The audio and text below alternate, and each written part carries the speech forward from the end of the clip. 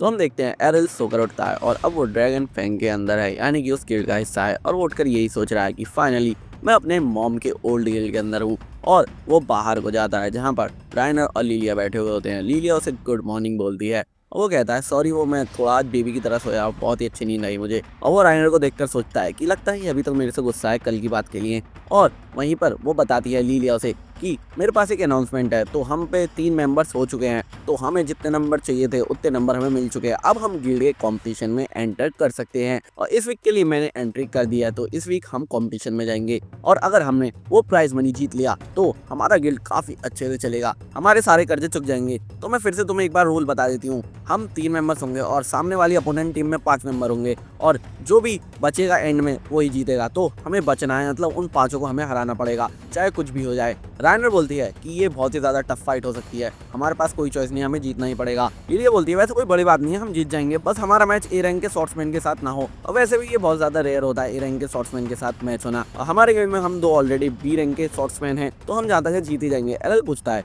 ये A rank B rank क्या है। राइनर से बोलती है क्या तुम्हें इतना भी नहीं पता है तुम किस तरह के शॉर्ट्समैन हो। लिलिया फिर बता दिया कि A B C D A एक तरह की रैंकिंग होती है शॉर्ट्समैन के अंदर, और इस सिटी में बेस गया मैं ऑलमोस्ट 500 शॉर्ट्समैन है, जिसमें सिर्फ 20 ही शॉर्ट्समैन है जो ए रैंक के हैं और मैं और राइनर बी रैंक के हैं। और तुमने जैसे कि राइनर को हरा ही दिया था, तुम भी अपने आप को बी रैंक के आसपास ही मानो, तो हम लोग बिल्कुल ठीक ठाक रैंक के हैं, बस हमारा टूर्नामेंट में मुकाबला ए रैंक के शॉर्ट्समैन से नहीं होना चाहिए, फिर तो हम आसानी से जीत ही जाएंगे और हमारे गिल्ड की किस्मत फिर से खुल जाएगी। वैसे अब पोस्टर लगे होंगे कि हम किसके अगेंस्ट हैं, तो मैं जाकर देख के आती हूँ। और वो वहाँ से भाग जाती है। राइनर फिर उसके पास से उठकर जाने लग जाती है और वो राइनर को रोकता है, उससे बोलता है कि तुम एक पावर शॉट्समैन हो ना, तो तुम्हारे पास वो ब्रूट स्ट्रेंथ थी, उसके अलावा क्या स्ट्रेंथ है। और वो बताती है मेरे पास गट स्किल भी है, जिसकी वजह से मेरा डिवाइन प्रोटेक्शन बहुत ही देर तक चलता है। और वो सोचता है कि अच्छा ऐसी बात है, तो मुझे कुछ चीज़ सीखनी है तुम्हारे साथ। और वो उसके पास जाता है, उसका हाथ पकड़कर उससे बोलता है कि क्या तुम मुझे अपनी शॉट से मारोगी उसके कवर के साथ। मतलब यहाँ पर ये एक तरह की स्किल एक्वायर करना चाहता है, इसलिए उससे ये बोल रहा है, लेकिन वो बोल रही है कि ये पता नहीं क्या क्या बोले जा रहा है, वो उसे थोड़ा मिसअंडरस्टैंड कर लेती है। और वो बोलता है अरे नहीं नहीं, तुम ज़रा थोड़ा मिसअंडरस्टैंड कर रही हो मुझे, एक्चुअल में अगर तुम मुझे हिट करोगी तो मैं भी तुम्हारी तरह वो गट स्किल रिप्रोड्यूस करूँगा, मतलब मैं सीखूंगा उस चीज़ को। और वो कहती है ये कोई ऐसी चीज़ नहीं है जिसे तुम सीख सको, ये तो गॉडेस की मर्जी है, अगर वो किसी को ये स्किल देना चाहती है तो ये सिर्फ उसी के पास होती है, इसे तुम सीख नहीं सकते। एरिल बोलता है तुम इतने ज्यादा श्योर कैसे हो सकती हो, तुम भूल गए क्या मैंने ट्विन ब्लेड टेक्निक और शैडो स्किल वाली टेक्निक भी सीखी थी। जिसके बाद वो थोड़ी कन्विंस हो जाती है और वो दोनों चले जाते हैं प्रैक्टिस ग्राउंड में। वहाँ पर वो उसे अपनी तलवार देती है एरिल को, और एरिल उस तलवार को उठाता है और वो कहती है कि तुम इसे उठा नहीं पाओगे, ये बहुत ही ज्यादा भारी है, इसके लिए ब्रूट स्ट्रेंथ स्किल चाहिए। लेकिन वो आसानी से उस तलवार को निकाल लेता है और आराम से लहराता है। वो बिल्कुल शॉक हो जाती है और वो बोलता है कि मैंने बहुत ही ज़्यादा मेहनत करी है, तो ब्रूट स्ट्रेंथ तो ऑटोमेटिकली मेरे अंदर है ही, तो इस बात में कोई दिक्कत नहीं है, मैं कुछ भी सीख सकता हूँ जब तक मैं चाहूँ। और वापस से वो उस कवर के अंदर उस स्वॉर्ड को रख देता है और उसे दे देता है और कहता है कि ठीक है अब इससे तुम मुझे मारो। और उससे बोलता है कि मुझे बहुत खुशी होगी मेरे होम टाउन की इतनी ब्यूटीफुल लेडी के साथ मैं प्रैक्टिस कर रहा हूँ। इस बात पर वो थोड़ी शर्मा जाती है और बोलती है तुम मुझे टीज मत करो, उसे मारने लग जाती है, मतलब सर पे जैसा उसने बोला था। लेकिन तभी वहाँ पर लीलिया भाग कर आ रही होती है और उसे आवाज़ आती है प्रैक्टिस ग्राउंड से। तभी वो वहाँ पर जाकर बोलती है कि मेरे पास एक बहुत ही ज़्यादा हॉरिबल न्यूज़ है, मुझे पता चल गया है कि हमारा गिल्ड किसके अगेंस्ट होने वाला है। और वो बताती है कि हम आपके करंट टॉप के गिल्ड ब्लैक ब्लेड के अगेंस्ट है और उनके पास सभी के सभी ए रैंक शॉर्ट्समैन है, उन्हीं के अगेंस्ट हमें जाना है। अब तो हम बिल्कुल फंस गए, लेकिन इस बात से मतलब नहीं है, हमें फिर भी जीतना पड़ेगा, चाहे कुछ भी हो जाए, हमारे पास कोई चॉइस नहीं है, हमें किसी भी तरह से हर तरह से मेहनत करके जीतना पड़ेगा। और वहाँ पर हम देखते हैं कि बेचारा एरिल एकदम घायल पड़ा हुआ होता है। राइनर बोलती है कि हम कुछ स्पेशल ट्रेनिंग कर रहे थे। फिर एरिल उठकर बोलता है कि मुझे इस टाइम पे भूख लगी है। वो कह रही है कि क्या तुम्हें इस टाइम पे भूख लगी है, तुम्हें तो होली वाटर मांगना चाहिए। जिसके बाद कुछ टाइम बीत जाता है और फाइनली आज टूर्नामेंट का डे है। टूर्नामेंट के डे पर काफी लोग खड़े हैं, वहीं पर एरिल अपने गिल्ड के साथ खड़ा है, यानी कि राइनर और लीलिया के, और वो बोल रहा है तो अच्छा ये होता है कोलोजियम। और वहाँ पर कुछ लोग बात कर रहे हैं कि तुम्हें पता है कि ड्रैगन फैंग के अगेंस्ट ब्लैक ब्लेड्स हैं, मतलब इन लोगों का कंपटीशन तो कोई है ही नहीं, ब्लैक ब्लेड तो बहुत ही ज़्यादा टॉप पर है। और वहाँ पर वो लोग डिस्कस कर रहे हैं कि आखिरकार तुम अपना पैसा किस पर लगाओगे, और वो बोल रहे हैं कि ऑब्वियसली मैं ब्लैक ब्लेड पर लगाऊंगा, वही टॉप गिल्ड है। और ये बात लिलिया सुनकर उनकी तरफ जाती है, लेकिन एरिल पूछता है क्या यहाँ पर गैम्बलिंग होती है, और राइनर बताती है हाँ यहाँ पर हम गैम्बलिंग कर सकते हैं विनिंग टीम के ऊपर। तभी लिलिया के दिमाग में आइडिया था, अरे हाँ ये तो बहुत ही अच्छा चांस है, अगर हम जीत गए तो हम बहुत ही ज़्यादा अमीर हो जाएंगे, क्योंकि जहाँ तक है सभी के सभी लोग ब्लैक ब्लेड पर ही पैसे लगाएंगे, और अगर हम जीत गए तो हम तो सीरियसली रिच हो जाएंगे, मज़ा ही आ जाएगा, क्योंकि कोई भी उम्मीद नहीं कर रहा कि हमारा गिल्ड जीत भी सकता है। वाह ये तो एक बहुत ही ज़्यादा यूनिक अपॉर्चुनिटी है, बस हमें जीतना है, कैसे भी हमें जीतना है। लेकिन तभी उनके पीछे ब्लैक ब्लेड गिल्ड का लीडर आ जाता है और वो बोलता है ये तो काफ़ी ज़्यादा अच्छी अपॉर्चुनिटी है, तुम लोगों को काफ़ी ज़्यादा खुश होना चाहिए। तुम वैसे बहुत ज़्यादा मेहनत कर रही हो अपने फादर के गिल्ड को संभालने के लिए, ये तो बहुत ही अच्छी बात है। वैसे मैंने भी कुछ इन्फ्लुएंस यूज़ करा अपना और इसी वजह से अब ब्लैक ब्लेड ड्रैगन फैंग के अगेंस्ट है। लिलिया बोलती क्या इसका मतलब तुम जानबूझकर हमारे गिल्ड के अगेंस्ट आए हो, तुम नहीं चाहते हम किसी तरह से जीतें। और वो बोलता अरे रे ऐसी बात क्यों कर रहे हो, सोचो पुराना टॉप गिल्ड और करंट का टॉप गिल्ड दोनों में फाइट होगी तो कितना ज़्यादा मज़ा आएगा। इससे तो हम लोग स्पॉटलाइट में आसानी से आ ही जाएंगे। वैसे भी मैंने तुम्हें बहुत अच्छा चांस दिया है एकदम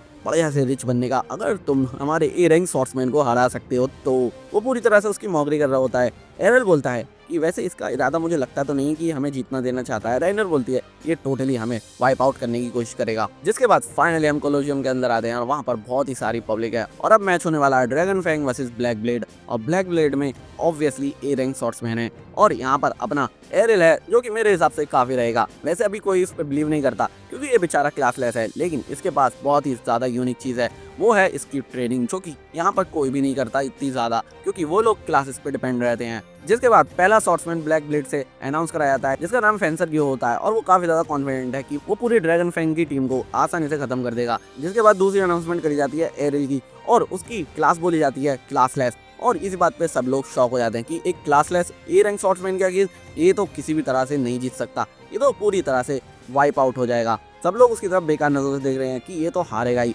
और हम देखते हैं वो ए रैंक वाला बंदा अचानक से उन पर हमला कर देता है जैसी फाइट की अनाउंसमेंट हो जाती है। लेकिन एरल अपनी शैडो स्किल यूज कर लेता है और उसे धोखा हो जाता है कि शायद उसने उसे हरा दिया, लेकिन तभी एरल उसे डिफीट कर देता है। मतलब एक ही हिट में आसानी से उसे डिफीट कर देता है। मतलब ये चीज पूरे ग्राउंड में किसी ने भी इमेजिन नहीं करी थी कि ए रैंक स्वॉर्ड्समैन एक क्लासलेस बंदे से इतनी आसानी से हार सकता है। ये देखकर सभी लोग शॉक हो जाते हैं और लिलिया काफी ज्यादा खुश होती है कि मुझे पता था ये जरूर जीतेगा।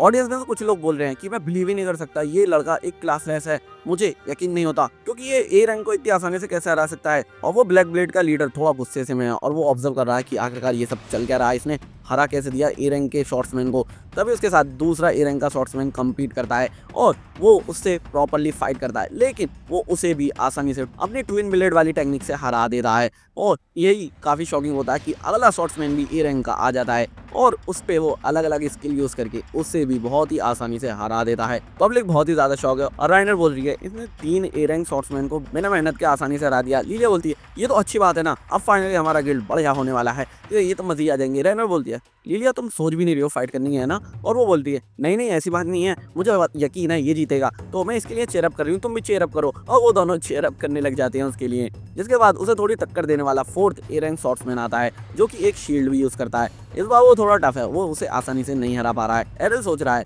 कि इसकी शील्ड की वजह से मैं इसे कोई भी डैमेज नहीं दे पा रहा हूँ, तो मुझे इसकी शील्ड को किसी भी तरह से हराना पड़ेगा। और वो शील्ड वाला ए रैंक शॉर्ट्समैन बोल रहा है कि तुम्हें तो मैं आसानी से हरा दूंगा, तुम्हारी हिम्मत भी कैसे हुई क्लासलेस होने के बाद यहाँ इस रिंग में कदम रखने की। और वो उस पर और भी ज्यादा अटैक करने लग जाता है, लेकिन यहाँ पर वो उसकी शील्ड पर अटैक करता है एरिल और फाइनली वो उसकी शील्ड उससे अलग करने में कामयाब होता है। अब वो सोच रहा है कि चलो ये एनोइंग शील्ड तो हटी, अब मैं कुछ ना कुछ अटैक कर सकता हूँ। एक्चुअल में जो उसने अभी किक करी थी वो इससे प्रीवियस जो ए रैंक शॉर्ट्समैन आया था उसकी कॉपी थी और इसी वजह से वो शील्ड वाला शॉर्ट्समैन बोल रहा है ये तो एक कॉपीड किक थी। और वो बोलता है कि इसमें कॉपीड की कोई बात नहीं है, मैं देखकर सीखता हूँ चीजों को। और वो वापस से वही किक उसकी तरफ मारता है और वो इस बार डैमेज दे देता है उसको। और वो कहता है कि ये इम्पॉसिबल है, तुम इतनी आसानी से कोई भी चीज सीख नहीं सकते।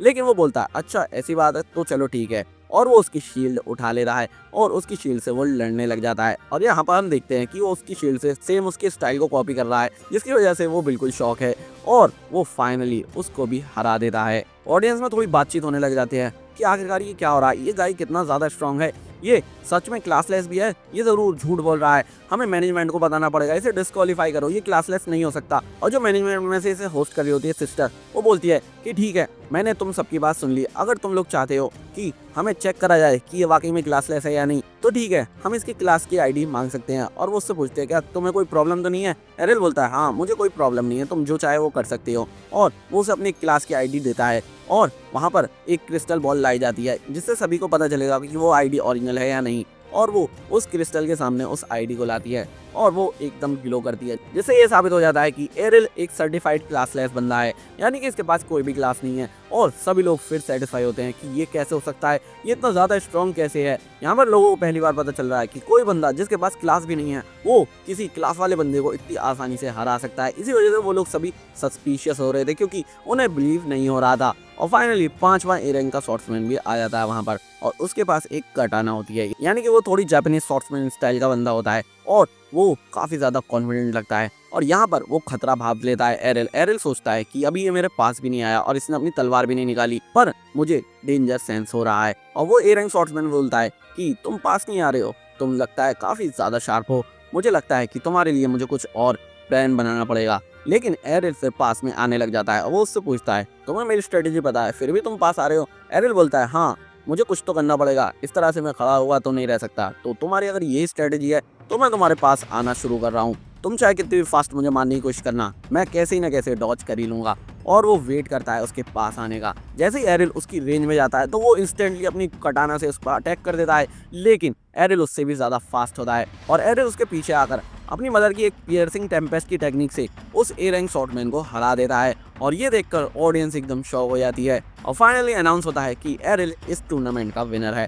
यानी कि इस वक्त ड्रैगन फैंग जीत चुका है करंट के टॉप ब्लैक ब्लेड से। और यहाँ पर बहुत सारे लोग अपना पैसा हार चुके हैं, क्योंकि वो सभी लोग सोच रहे थे कि ब्लैक ब्लेड ही जीतेगा। यानी कि यहाँ पर ड्रैगन फैंग काफी ज्यादा अमीर अब हो जाएगा और वो सारा अपना कर्जा भी चुका देगा। फिर एरिल नीचे उतरता है और खुशी से लिलिया उसे गले लगाने के लिए आती है, लेकिन वो फिर से डॉज हो जाता है और लिलिया नीचे गिर जाती है। वो बताता है एक्चुअली ये मेरी हैबिट है, कोई अगर मेरी तरफ आता है तो मैं उसे डॉज ही कर लेता हूँ, इसमें तुम्हारी कोई गलती नहीं है। और लिलिया बोलती है कोई बात नहीं, चलो जो भी है, अब हमारा गिल्ड बच चुका है, कल से हम लोग बहुत ही अच्छा खाना खाएंगे और बहुत ही अच्छी से पार्टी करेंगे। और वहाँ पर राइनर भी हक की पोजीशन में खड़ी होती है, लेकिन ऐसे ही उसे रियलाइज होता है, वो एकदम चिल हो जाती है और कहती है ओ मैं सॉरी, मैं ऐसा कुछ सोच नहीं रही थी। एरिल थोड़ा मंदे से बोलता अगर तुम्हें वाकई में मुझे हक करना है तो अपना ये हैवी सा आर्मर हटा के मुझे हक करना। वो बोलती है क्या तुमने कुछ कहा? नहीं नहीं, वो बोलता है नहीं नहीं मैंने कुछ नहीं कहा। लेकिन फिर से लिलिया उसकी तरफ कूदने लग जाती है उसे हक करने के लिए, लेकिन वो फिर से उसे डॉज कर लेता है। लेकिन दूर से वो ब्लैक ब्लेड का लीडर जो होता है वो गुस्से से उन्हें देख रहा होता है और वो थोड़ा एरिल को बुरा भला सुना रहा होता है कि ये